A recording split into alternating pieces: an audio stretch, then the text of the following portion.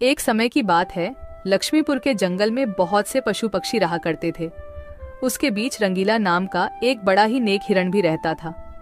वह बहुत ही मेहनती, मिलनसार और परोपकारी था। वह अपने मन, कर्म और वचन से सबका ख्याल रखता था। किसी का स्वास्थ्य खराब होने पर वह हालचाल लेने के साथ साथ उसके उपचार की भी व्यवस्था करता था। वह जहां रहता था वहां अपने मेहनत से चारों तरफ हरियाली रहता था।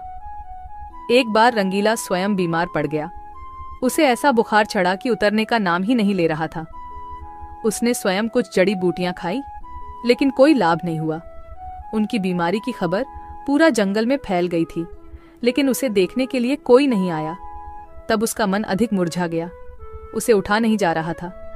फिर भी वह उठकर थोड़ा आगे आया और उसने देखा कि दो हिरण उनके इलाके में आ गए थे।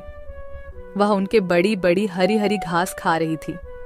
उन्होंने जब रंगीला को देखी तो मुस्कुराने लगी। अरे रंगीला, कैसी है तुम्हारी तबीयत? हम लोग तो तुमसे ही मिलने आए हैं, तुम्हारा हालचाल जानने आए हैं। हाँ रंगीला, मैंने सुना तुम्हारी तबीयत बहुत खराब है, तो हमसे रहा नहीं गया, इसीलिए चले आए हैं। अब बताओ, कैसी तबीयत है तुम्हारी? तबीयत में कुछ सुधार नहीं आया है, अब कोई दूसरी दवा लेनी पड़ेगी। हाँ हाँ, अच्छी दवा लेना और अपनी ख्याल रखना। अब तुम आराम करो, हम चलते हैं। रंगीला मुड़कर अपनी घर के तरफ चला गया और इधर दोनों हिरण फिर से रंगीला के इलाके के हरे हरे घास खाने लगी। हमने इस जगह के बारे में जितना सुना था उससे कहीं ज्यादा पाया। रंगीला ने बड़ी मेहनत से ये गुलशन सजाया है। चारों तरफ हरियाली ही हरियाली है। देखकर और खाकर तबीयत खुश हो गई। अभी पेट भरकर खा लेता हूँ, फिर कल रंगीला से मिलने के बहाने आ जाऊंगा। हमें रंगीला से क्या काम, हमें तो यह हरियाली खींच लाई है।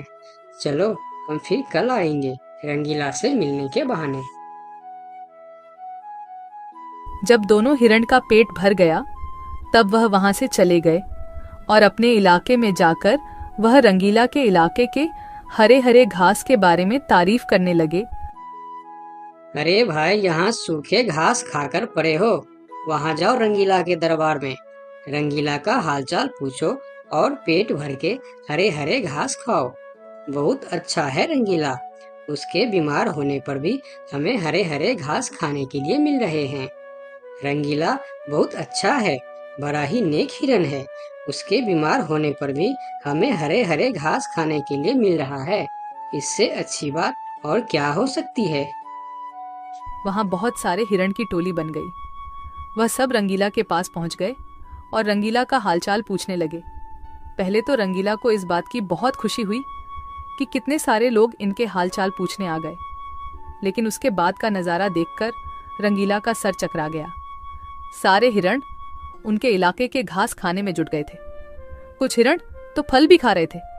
उनके पास सर उठाकर इधर उधर देखने की भी फुर्सत नहीं थी। रंगीला बेचारा मन ही मन सोचने लगा कि यह लोग मेरे पास 2 घड़ी भी नहीं रुके और घास खाने में जुट गए। अगर यही हाल रहा तो मेरे इलाके के सभी घास खत्म हो जाएंगे, मेरे खाने के लिए भी कुछ नहीं बचेगा। लेकिन उसके थोड़ा देर बाद ही उनका मित्र भालू वहां आ गया। उसके आने में देर हो गया था।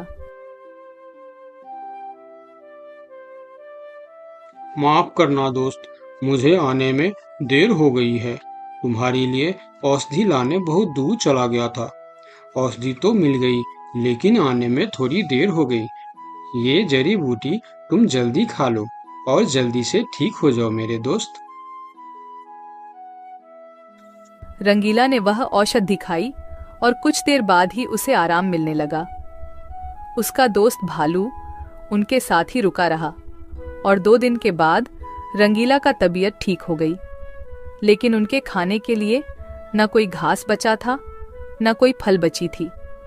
उनकी सारी मेहनत पर पानी फिर गया था। वह बहुत उदास हो गया। दोस्त रंगीला, मैं जानता हूँ ये मतलब का संसार है। ज्यादातर यहाँ सब दोस्ती दिखावा का ही करते हैं। सब अपने फायदे की सोचता है। तुम चिंता मत करो, हम दोनों मिलकर यहाँ फिर से अपना गुलशन सजाएंगे, एक नई दुनिया बनाएंगे। इस कहानी से हमें यह सीख मिलती है कि मन में कपट रखने वाला मित्र शत्रु से भी ज्यादा खतरनाक होता है। दोस्तों, मेरे चैनल को जरूर सब्सक्राइब करें। आपका बहुत बहुत धन्यवाद।